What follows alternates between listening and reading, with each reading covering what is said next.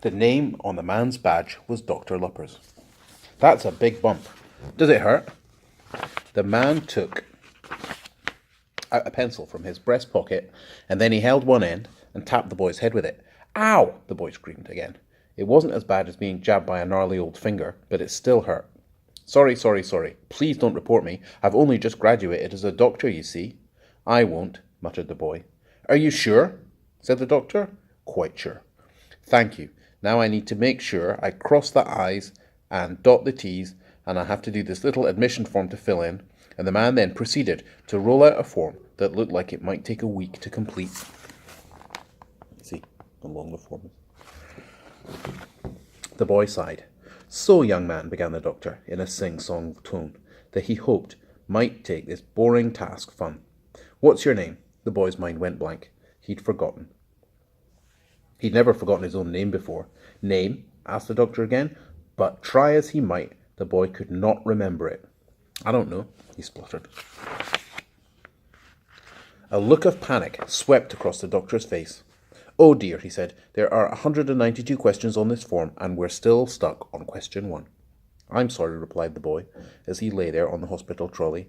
A tear rolled down his cheek, and he felt like such a failure, not even being able to remember his own name.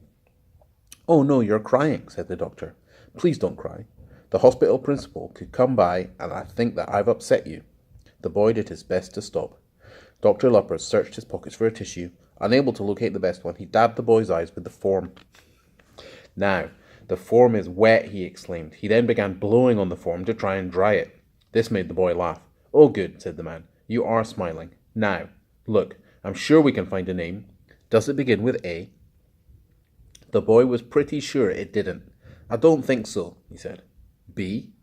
The boy shook his head again. C? He shook his head again. This could take time, muttered the doctor under his breath. Tea! Exclaimed the boy. Would you like a cup of tea?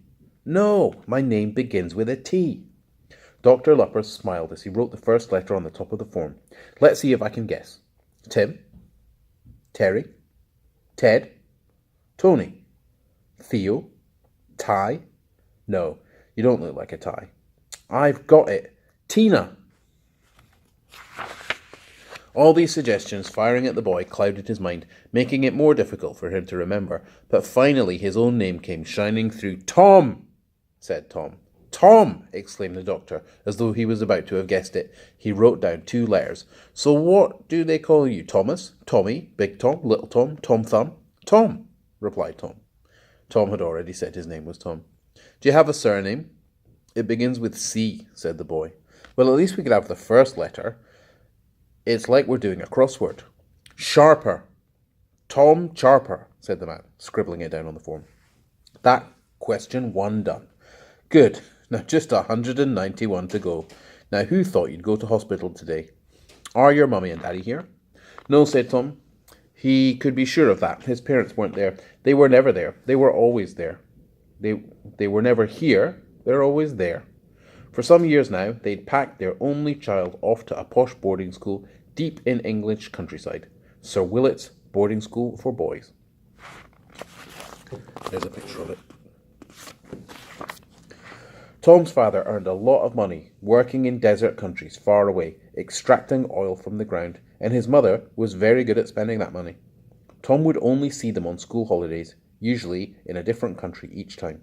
Even though Tom had travelled alone for hours to see them, his father would still often have to work all day, and his mother would have to leave him with a nanny while she went shopping for more shoes and handbags. The boy would be lavished with presents on arrival, a new train set, a model plane, or a knight's suit of armour. But with nobody to play with Tom, he would get bored quickly, and all he really wanted to do was spend time with Mum and Dad. But the time was the one thing they could never give him. No, Mother and Father are abroad, answered Tom. I'm not sure who brought me to the hospital today. It must have been a teacher. Oh, said Dr. Luppers excitedly.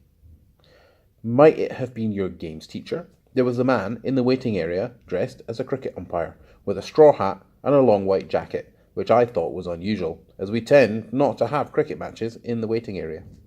That must have been my games teacher, Mr. Carsey. Yes. There, that's the cricket teacher. Cricket's a weird game, isn't it? Dr. Lupper's eyes flicked down his form. They flashed with panic once again. Oh dear, it only says parent, guardian, friend, or other on the form. What am I going to do? Tick other, instructed the boy, taking charge. Thank you, said the doctor, looking relieved. And thank you so much. What's the nature of your injury? A bump on the head. Of course it is, yes, replied Dr. Luppers, as he scribbled that down on the form. Now the next question. Would you say the general appearance of Lord Funt Hospital has been lower than your expectations? Has met your expectations? Has exceeded your expectations? Or has greatly exceeded your expectations? What was the first one again?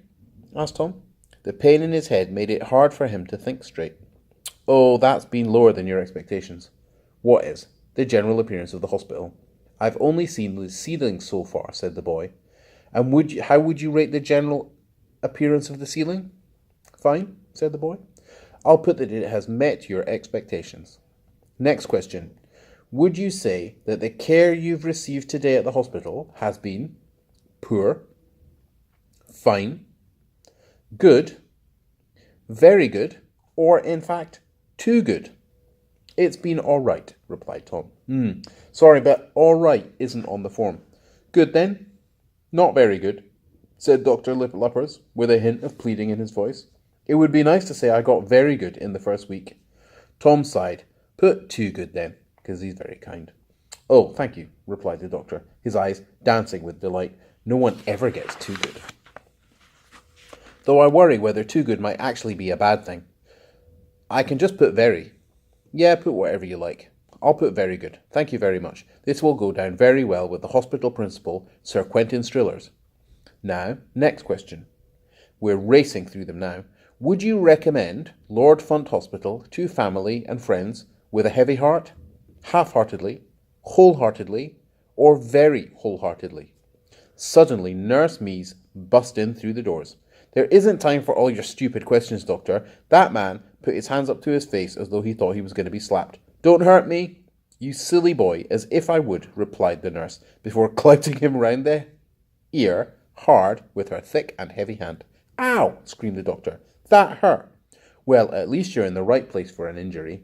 Ha ha ha, the woman laughed to herself and almost managed to smile. I need this station back right now. I have a newsagent being rushed here in an ambulance who managed to staple his fingers together, the stupid man. Oh no, replied the doctor. I can't stand the sight of blood. Get this boy out of here before I'm back, or I will clout you round the other ear. And with that, Nurse Mees whipped back the curtain and stomped off down the corridor. Okay, began Dr. Luppers. Let's speed this up as much as we can. The man began speaking very fast. Bad swelling. Keep you here for a few nights, just to be safe. Hope you don't mind. Tom didn't mind staying at the hospital at all. Anything to miss time at his dreadful boarding school. It was one of the most expensive schools in the country, and so most of the boys who went there were exceedingly posh. Tom's parents were rich because of his father's well-paid job abroad, but the family weren't posh at all. Lots of the boys looked down their aristocratic noses at Tom. I'm just going to send you to the children's ward right away. Nice and peaceful up there.